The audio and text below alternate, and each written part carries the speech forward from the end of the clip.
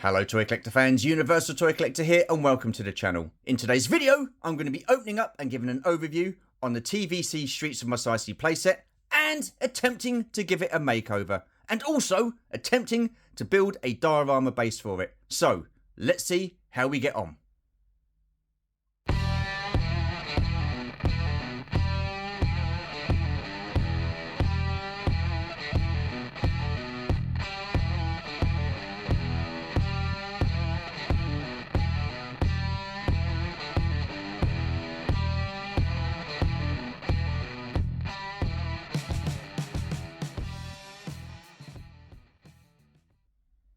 Okie dokie then, so here we have the TVC Streets of Mos Eisley playset, and as you can see there is only one in front of the camera. Now, if you all cast your minds back a few weeks ago when I did my great unboxing part 2 live stream, to my dismay, I had ordered 3 of these, and God knows how I managed to order 3, but I did.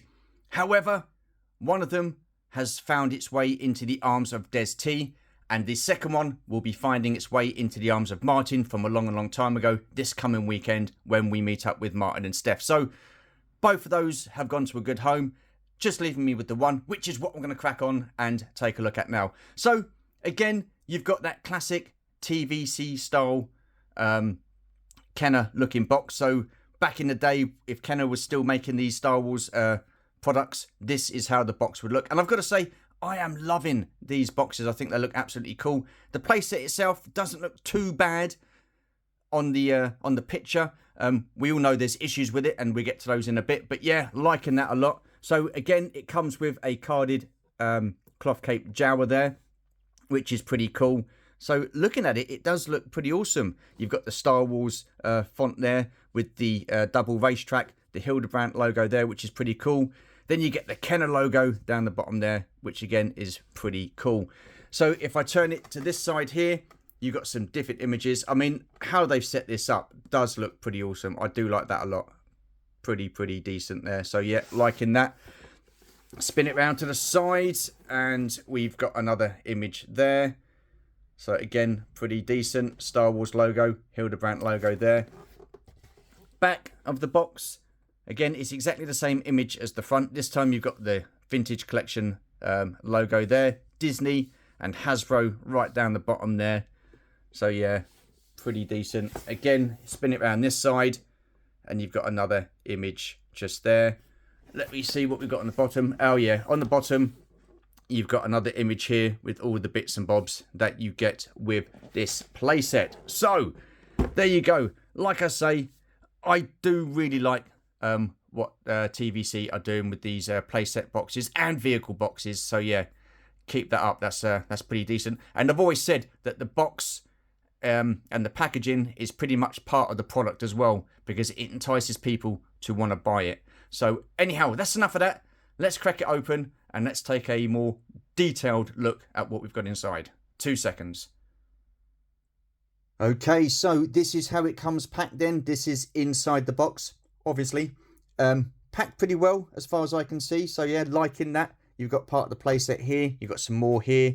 You've got a bag of accessories here. You've got the instructions there. Take this top bit off and you've got the carded Jawa figure there, which is VC342. So we shall take a look at that in a second. Right, what I'm going to do then is off camera, I'm going to open everything up, lay it in front and take a look. So 2 seconds. Okie dokie then, so this is what we are dealing with, and at first glance I've got to say it's a little bit bigger than I thought it was going to be, but nonetheless I'm still liking it. However, there are issues, and we all know the main issue as it's been documented before on other people's videos, and that is the complete lack of weathering on this playset. I don't get it, Hasbro, I really don't. I thought TVC was supposed to be the premium line for 3 3/4 inch figures, including vehicles and playsets. So why, oh why, are you cutting back on paint apps? I don't get it. You've got vehicles that have a complete lack of weathering. Playsets, like the one in front of me, a complete lack of weathering. You have figures that have paint apps missing from them, or their weapons and accessories haven't got any weathering or paint apps on those either. I don't get it. I really don't get it. And to be honest with you, if it's about cutting costs and saving pennies, I don't agree with that. You're a multi-million pound company. Surely you can extend to a little bit of weathering. See, what I don't get, this bit here, this crate, I don't know if you can see that properly in the light, but that is perfectly weathered. That looks decent. I'm liking that a lot. But you look at the rest of it, you know, who decides, oh yeah, I'm going to add some weathering, paints this, someone calls him up and he, hello, and he completely forgets what he's doing, and then it just leaves it. I don't understand. I don't understand. I don't agree with it. I think this being a premium line, it should have adequate paint apps and weathering to it to give it that lived-in look. And that's what was so great about Star Wars, the original trilogy. It was a dirty, used world. Yeah, and Tatooine, you know, full of sand.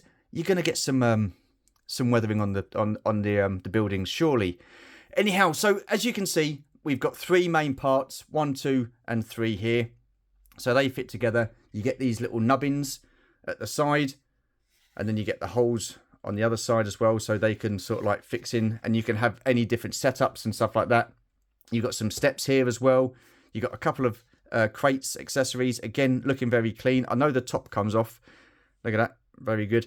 So yeah, you've got a drain pipe or whatever that is there. You've got a canister here, and then you've got this robot eye here, which is reminiscent of the one that you see in Return of the Jedi at the front of Jabba's palace there. So again, all looking very clean. And then you have the carded Jawa, which I do like. I think this is absolutely fantastic. Cloth goods. This will be staying on the card back. Again, you've got the Star Wars font there with the double racetracks. You've got the Hildebrandt logo there. And again, I'm loving the yellow pill there, which is pretty cool. And the backdrop behind the figure there, because it really does make that figure pop with the browns and the yellows and stuff. So yeah, liking that a lot.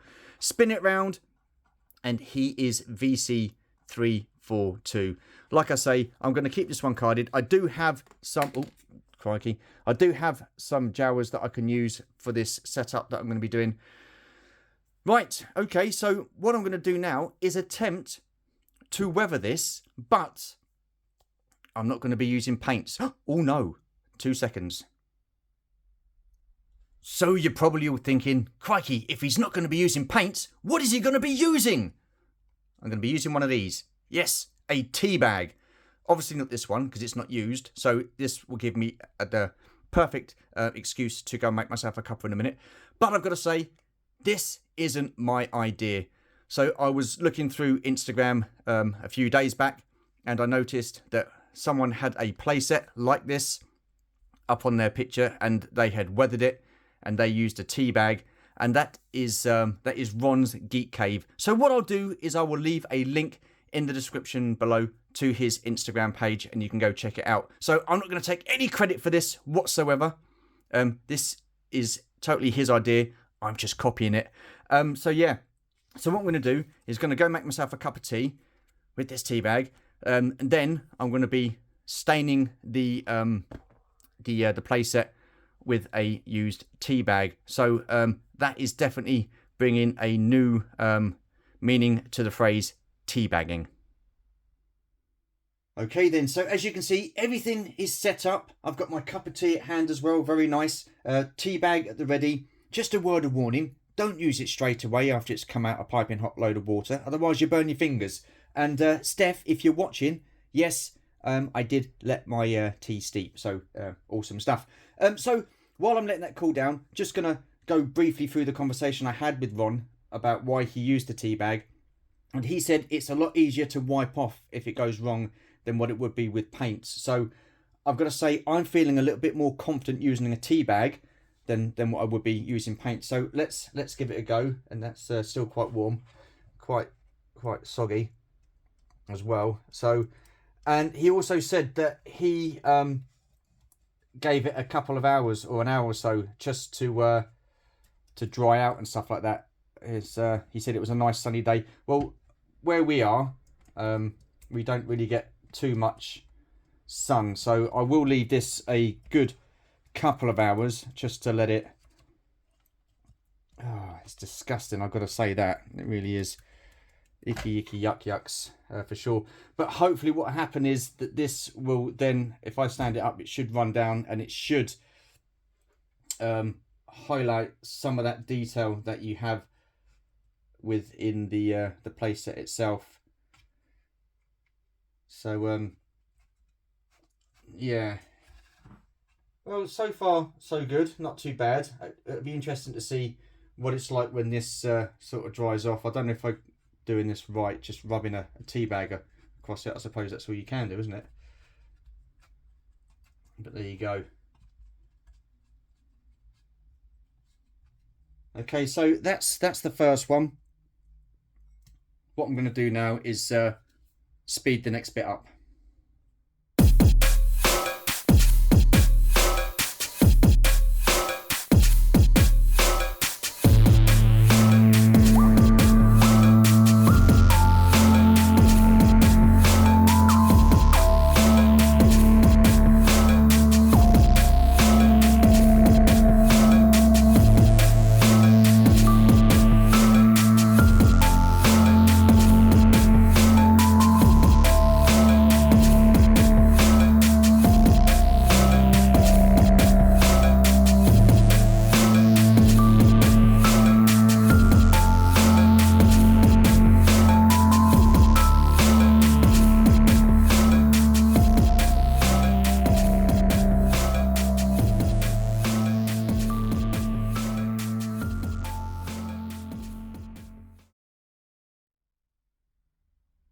Okay then, so this is where we're at the moment, and I've got to say, from where I'm sitting, it doesn't look too bad. Yes, I know the tea bag split and it did make a bit of a mess, but when I was talking to Ron, he did say that he had that issue where the tea bag split, but he didn't worry too much about it. It was like, okay, well, it just looks like dirt and sand and stuff like that. So yeah, that's going to be pretty cool. So what I'm going to do now is let this dry for a good couple of hours at least, then come back to it a bit later. But in the meantime, I'm going to start on the actual base of the diorama itself. So as always, 2 seconds.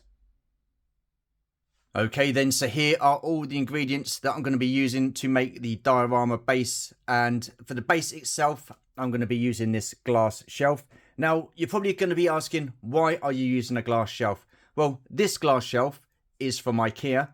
All the cabinets that I use for the display are from IKEA, and that fits in perfectly. Not only that, I do have 2 dioramas that I've put on glass shelves already. One is the Last Homestead diorama, and the other one is a Hoth diorama with a little scene of the snow speeder in one of the hangars at Echo Base. So that looks pretty cool. So yeah, so I'm going to be using the glass shelf. I've got these felt pads, so I'm going to be putting one in each corner underneath the glass shelf, so I can move it about a little bit easier. So that's that. I have this scenic cement.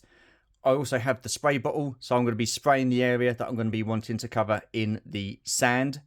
So that's pretty cool.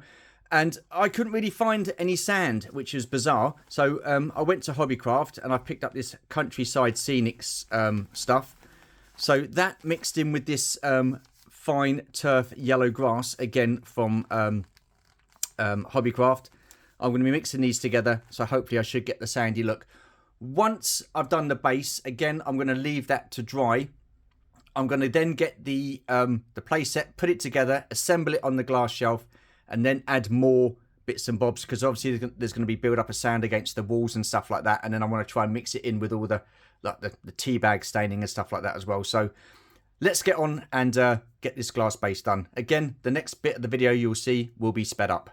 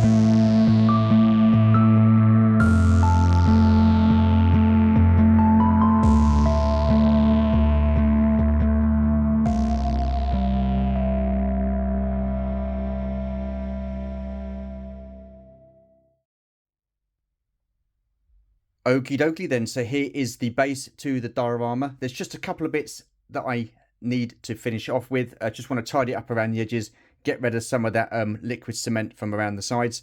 The reason I sprayed the liquid cement on the top is just to give it that extra stability and keep it in place a little bit. It's not going to work 100% obviously, but I did the same with the snow effect on my Hoff diorama and the sand effect on my Lars Homestead diorama. So once it sets, it should hold it in place quite nicely. I'm not going to be chucking it about. It's going to be put in a display space.